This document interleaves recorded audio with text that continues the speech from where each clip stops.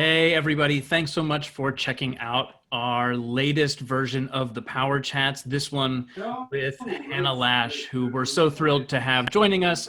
We've had the opportunity to work with Hannah now on numerous projects and now have an excuse to hang out a little bit. So Hannah, thank you for hanging out with us tonight for a little bit to chat. Thank you. Thank you. Yeah, I wanted to just dive right in. Something I had been thinking about as we were prepping for getting to spend some time together is I noticed, like, as a thread throughout all of the pieces that you've written for us, three now, there's always this like deep connection to older music or older forms of storytelling. With Music for Eight Lungs, there's this the sigh from Dido's Lament.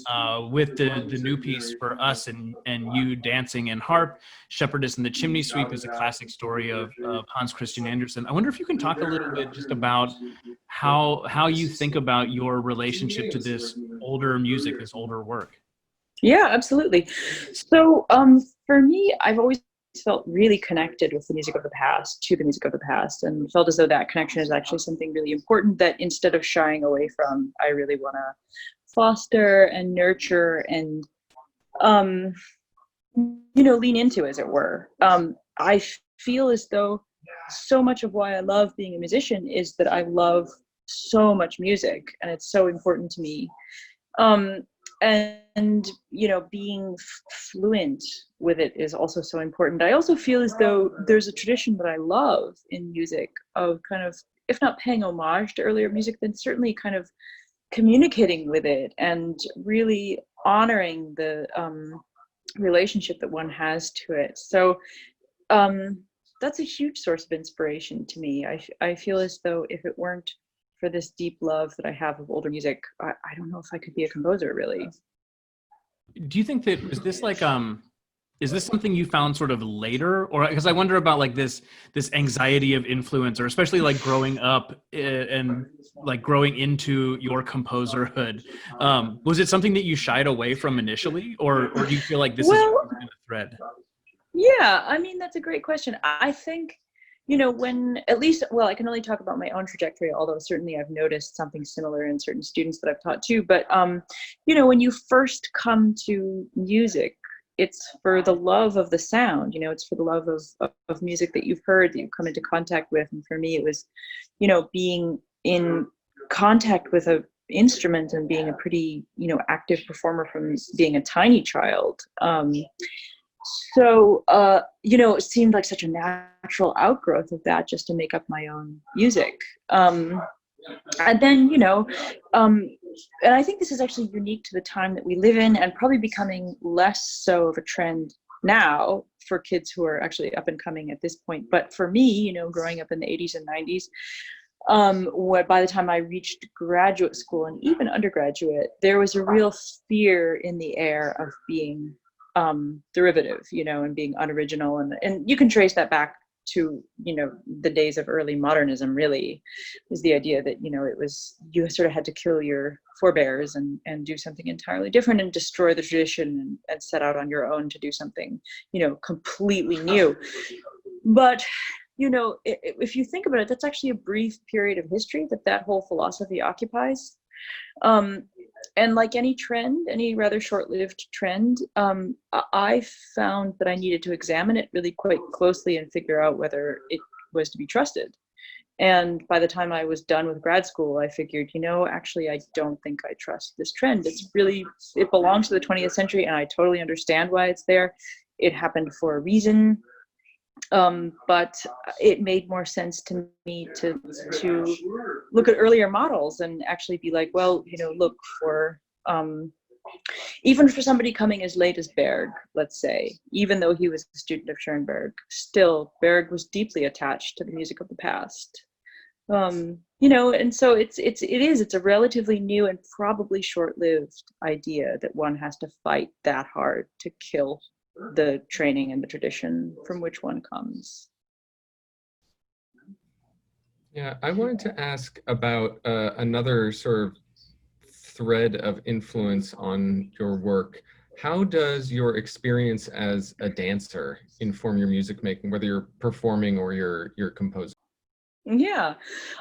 Well, it is a highly physical and sort of sensory experience for me, both to, well, I should say all, to compose, to play, and to dance. You know, those things are, for me anyway, very similar motivations.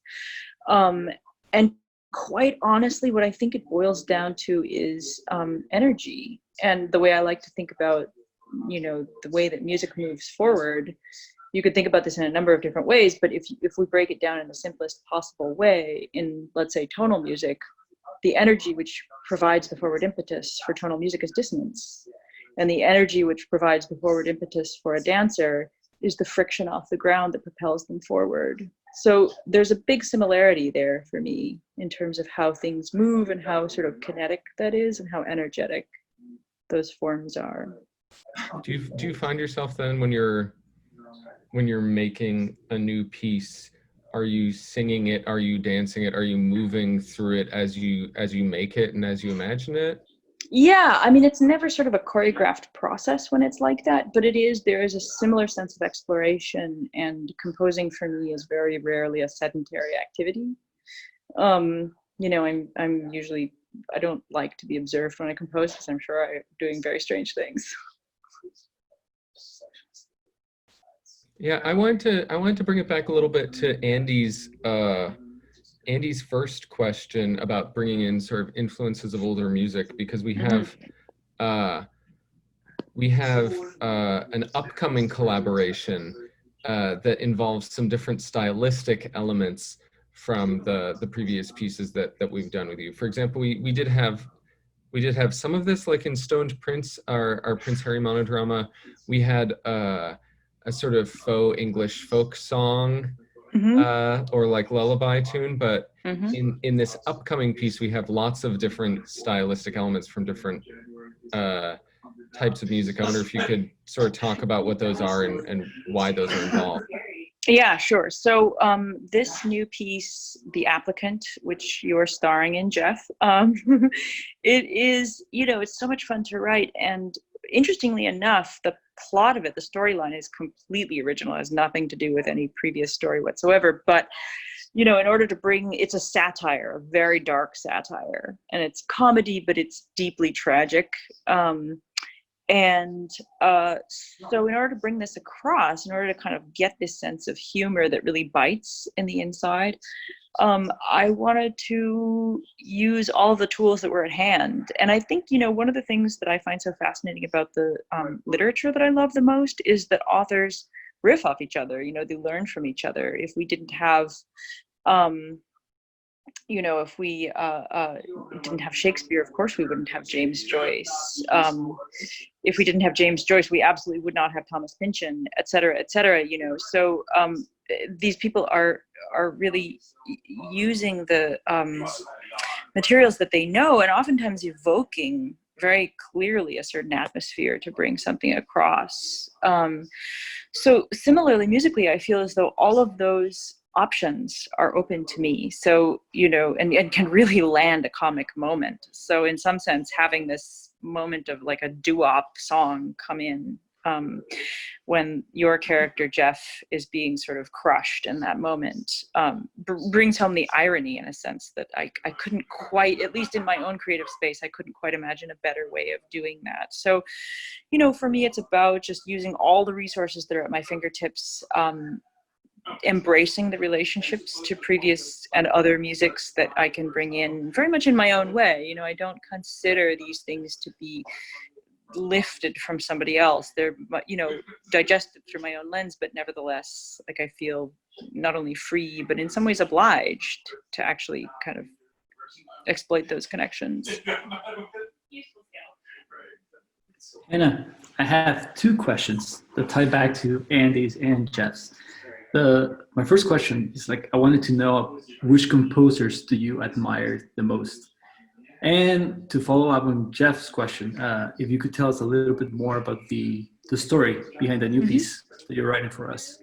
Sure, absolutely.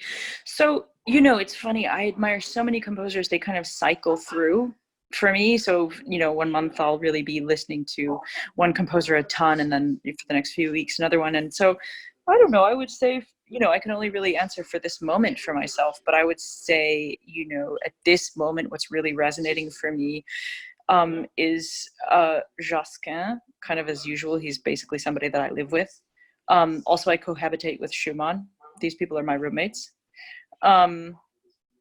And Kurt Weill, he's not a regular roommate, but he's a guest at the moment, a house guest, I would say.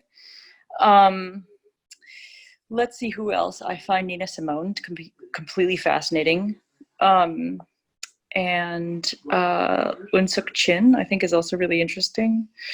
Ligety, he looks in my window every now and again. We have a certain amount of friendliness with one another, I would say. So these are the people that I've been interacting with, a little bit here and there lately, and some of them very intensely. And then the story. So I'm really fascinated to know more, because I remember when we were together, we were in Albuquerque, maybe, is when you had this initial idea, if I'm remembering correctly, you had the initial idea for the new piece that you're working on.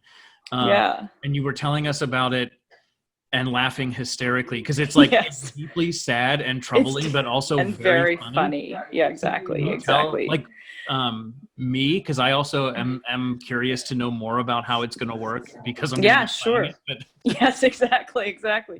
Yeah, so this piece, I don't know. I mean, usually for me, ideas will begin to poke their heads out of their shells like little snails, but then they burst forth like fully, legged, many-legged lizards shortly thereafter. So this lizard popped forth after only just poking out the horns of the snail quite quickly. And it turned out that it was this idea whereby, death was run by a bureaucracy. And if you were wealthy enough and you had the right connections, you could set yourself up so you could possibly die.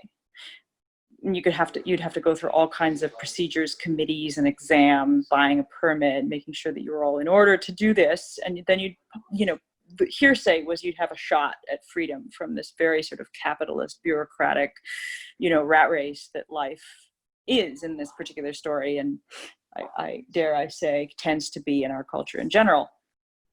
And then, the implication, and in fact it's made explicit during this piece, is actually if you can't cut it, then you'll be exiled. And the exile is not desirable. You'll be exiled into this horrible, like, kind of unknown purgatory-like space, doomed to wander forever. So, it's not like, well, you missed the bus, so you get to live longer. It's actually a terrible thing. So story focuses around this guy who's the applicant, who is Jeff, played by the amazing Jeff.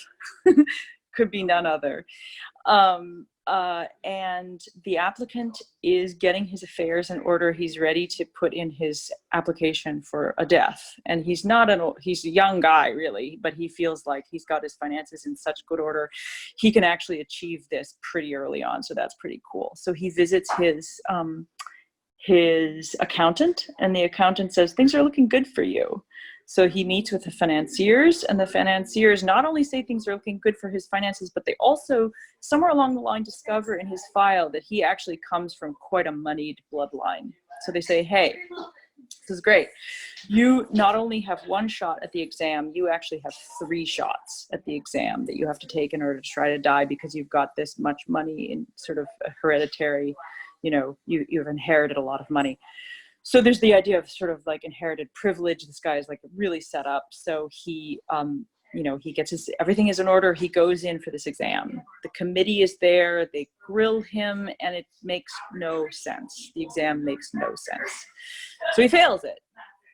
And then he goes and, he sort of is in this solitary area, and then he takes the exam again, which he fails again. And his third and last try, he shows up and they ask him the same sorts of completely nonsensical questions, which finally he kind of gets the gist that if he answers them with nonsense, he might actually get somewhere. So he answers in the same nonsensical vein as the questions are addressed to him.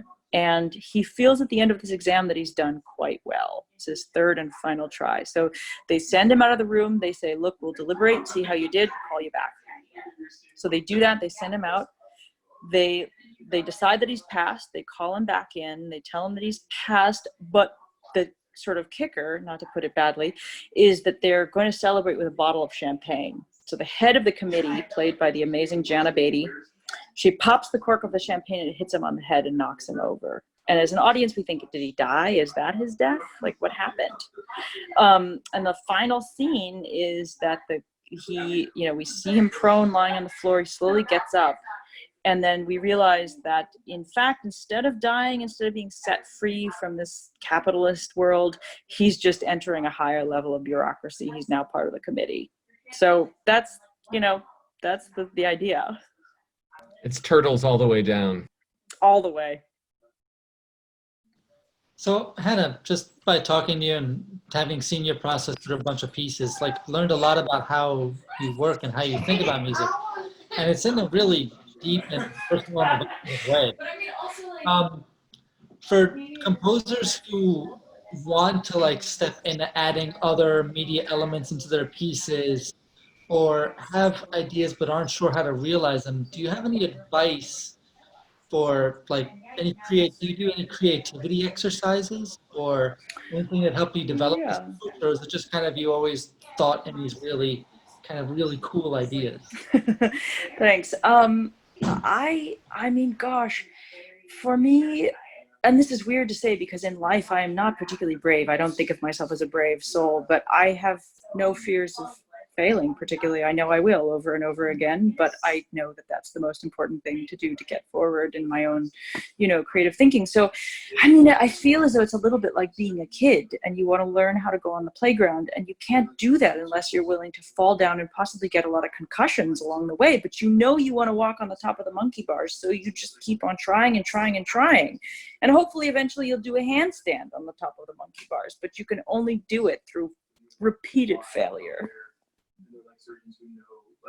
Yeah, that's great. Sometimes I know a lot of students, as a composer, we just have ideas, but it's kind of hard to realize, is this allowable? Is this like at the right level of craft to be like acceptable in certain ways? But you do just have to throw yourself into the genre. That's right. I mean, I think the more that you can erase the word acceptable from your vocabulary, the better.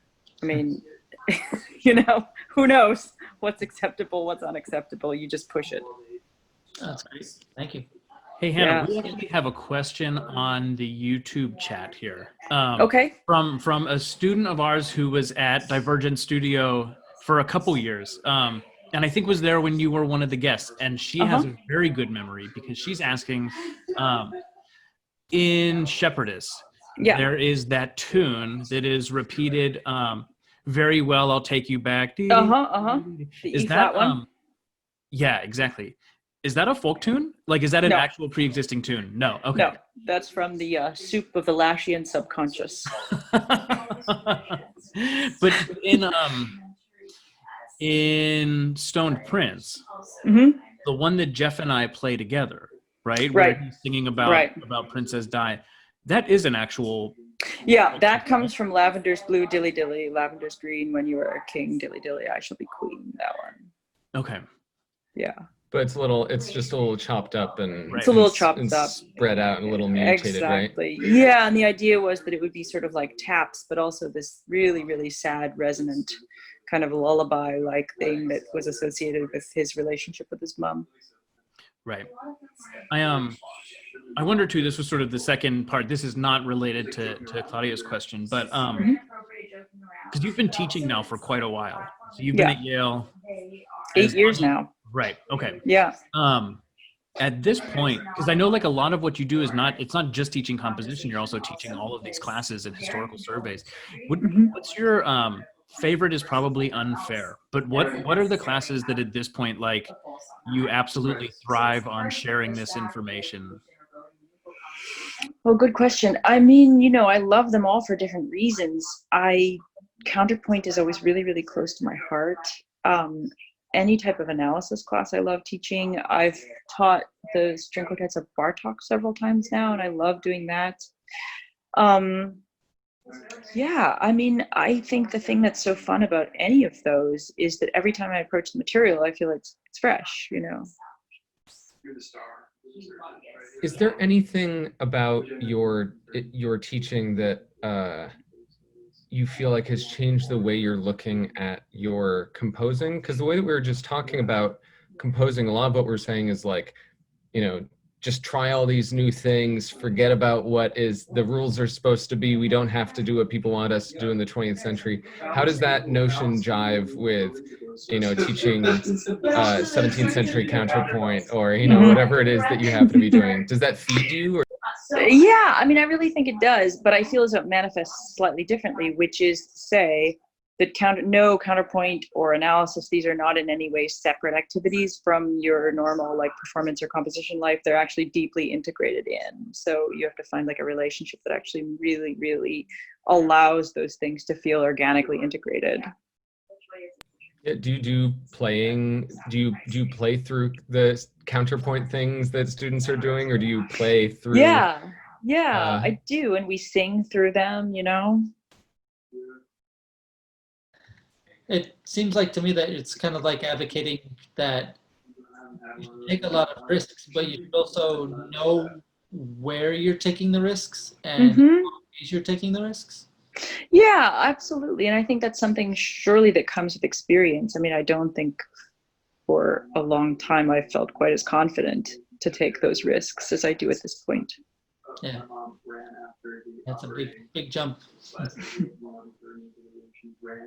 I guess one of the other, sorry, Jeff, I think I interrupted you. The other things that we've been asking sort of everybody that's been doing a power chat is, well, it doesn't have to be sort of specific, but is there, in terms of like creativity during the pandemic and the fact that we're unable to do so many of the things that we've grown accustomed to doing, do you find that it's like influenced the way that you're working creatively, or like sort of what have you been up to? Have you found more time to do things, or more time but less wanting to do anything? Sure. I mean, in the beginning, as I think for many people, it was hard, but then I began to think about things that I could do that would resonate. And so like, you know, this applicant project, I'm animating it. So drawing all these hundreds upon thousands of frames to work kind of like a flipbook technology so that the thing is animated before it can be performed live. So, I mean, gosh, I guess we all find ways of sort of surviving this kind of thing. And for me, it's just been kind of an interesting challenge to think about, you know, my process in a way that is a little bit different, not so different that I feel disoriented, but a little bit different, thinking around corners, I guess. Have you been an animator before this project, or is this a new step? No. I mean, drawing has been a hobby of mine for a long time, but I've never animated anything before. So I'm like learning as I go. It's really wild. That's great. I feel like that's the moral of the artistic life of the pandemic, is like, I don't know what I'm doing. Oh my God. There you go. Exactly. We have to all do something live online together at the same time. How do you two? I know.